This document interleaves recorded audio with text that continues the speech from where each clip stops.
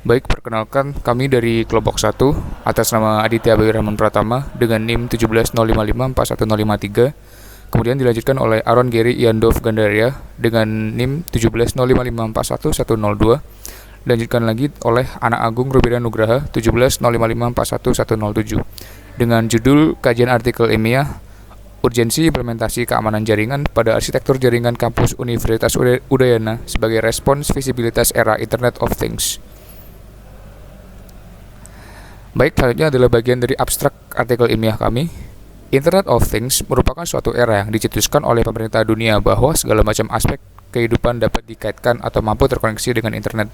Internet menjadi kebutuhan primer bagi seluruh manusia saat ini. Cloud computing, medium dalam transmisi data, gaming, bahkan berdagang, atau saat ini yang disebut sebagai dengan e-commerce. Nah, salah satu teknik untuk memberikan status suatu jaringan tersebut aman adalah dengan menggunakan kriptografi. Kriptografi merupakan suatu sistem dengan berbagai jenis kunci untuk mengacak informasi asli sehingga tidak dapat dibaca oleh pihak ketiga. Informasi yang dikirim dari transmitter tak akan mampu didecode oleh selain receiver yang tertuju. Baik, mari kita lanjut ke bab 1, yaitu pendahuluan. Yang melatar belakangi kami mengambil topik karya ilmiah seperti ini adalah Internet of Things atau IoT pertama kali dikeluarkan oleh Kevin Ashton pada tahun 1999 di salah satu presentasi beliau. Kini banyak perusahaan besar yang mulai mendalami Internet of Things, sebut saja Intel, Microsoft, Oracle, dan banyak lainnya. Perkembangan IoT ini sudah memasuki teknologi nirkabel, internet, microelectromechanical system. Resiko yang dihadapi dalam menghadapi cyber attack juga meliputi beberapa aspek. Secara umum, untuk penyerangan ini memiliki 3 tujuan utama, yaitu mendisrupsi proses bisnis, mencuri informasi, dan mengambil alih sebuah sistem. Dalam melakukan pengamanan ini, diperlukan 3 aspek pengamanan yang membentuk 3 sistem holistik, yaitu berkolaborasi dengan berbagai organisasi untuk melakukan pengamanan.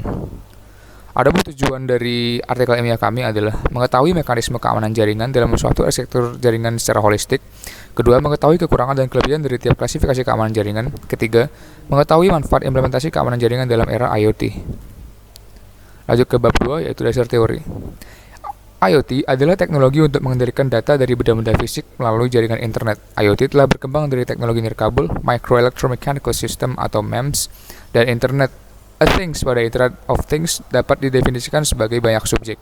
Misalnya orang dengan monitor implan jantung, hewan peternakan dengan transponder biochip, sebuah mobil yang telah dilengkapi built-in sensor untuk memperingati pengemudi ketika tekanan ban rendah. Untuk materi selanjutnya akan dilanjutkan oleh rekan saya. Baiklah, selanjutnya saya akan melanjutkan presentasi yang telah dibawakan oleh Adit. Selanjutnya, SIAKAT. SIAKAT atau Sistem Informasi Akademik adalah suatu sistem yang dirancang untuk keperluan pengolahan data-data akademik dengan penerapan teknologi komputer, baik hardware maupun software, sehingga seluruh proses kegiatan akademik dapat terkelola menjadi informasi yang bermanfaat dalam pengelolaan manajemen perguruan tinggi dan pengambilan keputusan-keputusan bagi pengambil keputusan di lingkungan perguruan tinggi.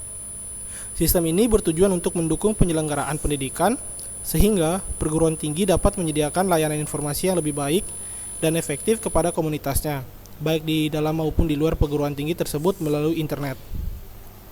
Adapun sistem informasi akademik dapat memuat data-data sebagai berikut.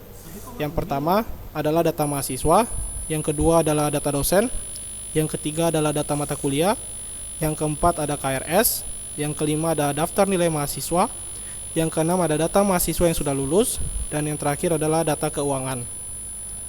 Manfaat dari SIAKAT sendiri yang pertama adalah mempermudah mahasiswa untuk memperoleh informasi tanpa perlu datang ke bagian administrasi di kampus yang seringkali lama karena harus mengantri dan sebagainya. Yang kedua, data tersimpan secara terstruktur dengan database yang tersimpan di dalam komputer. Yang ketiga, pembaruan data antara bagian administrasi kampus dengan bagian keuangan dapat dilakukan dengan cepat secara real time. Yang keempat, pengolahan data keuangan yang lebih efektif dengan menggunakan aplikasi yang dapat mendukung proses keuangan dan proses kepegawaian. Selanjutnya adalah cyber attack. Cyber attack adalah serangan yang dilakukan oleh penjahat dunia maya menggunakan satu atau lebih komputer terhadap satu atau beberapa komputer atau jaringan. Serangan dunia maya dapat dengan jahat menonaktifkan komputer, mencuri data, atau menggunakan komputer yang dibobol sebagai titik peluncuran untuk serangan lain. Cara kerja cyber attack. Serangan malware dapat dilakukan untuk mengambil alih informasi penggunaan di cloud. Hacker akan menambah layanan implementasi yang diinjeksi ke solusi SaaS atau PaaS atau virtual machine, bukan ke IaaS. Jika sistem cloud berhasil diretas, sistem akan langsung mengalihkan perintah ke modul yang dibuat para hacker. Bentuk paling umum dari serangan malware ini adalah serangan cross-site scripting dan SQL. Untuk kasus injeksi SQL ini, para pelaku cyber attacks menargetkan server SQL dengan aplikasi untuk melumpuhkan database. Pada tahun 2006, Sony PlayStation menjadi korban dari serangan SQL. Selanjutnya, bab 3 akan dilanjutkan oleh teman saya, Robi. Berikutnya ada bab 3, metode yang digunakan. Metode yang diterapkan dalam penyelesaian proyek ini adalah metode deskriptif kualitatif yang empiris sehingga memperoleh metode dengan penekanan pada aspek pemahaman secara mendalam terhadap suatu masalah tanpa menganalisir suatu permasalahan, disertai dengan penggunaan ilmu ideografik yang menitikberatkan cakupan penelitian terhadap arsitektur jaringan Universitas Udayana secara holistik. Bab 4 yaitu kesimpulan. Yang pertama ada kesimpulan berdasarkan dampak dari penyusunan laporan ini bagi Universitas Udayana adalah dapat mengamankan serta mencegah pencurian data dari server UNUD yang salah satunya adalah Sistem Informasi Akademik atau SIMAK yang mengandung data-data penting seperti nama dosen, nama mahasiswa, dan hal-hal krusial lainnya.